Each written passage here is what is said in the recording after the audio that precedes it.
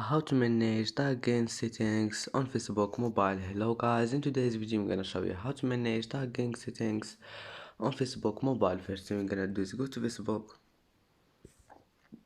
and then click this three lines here and go down until you find settings and privacy, and now click settings and then just go down until you find profile and tagging. Click on it and then here you will find this tagging category, and here you can manage tagging settings.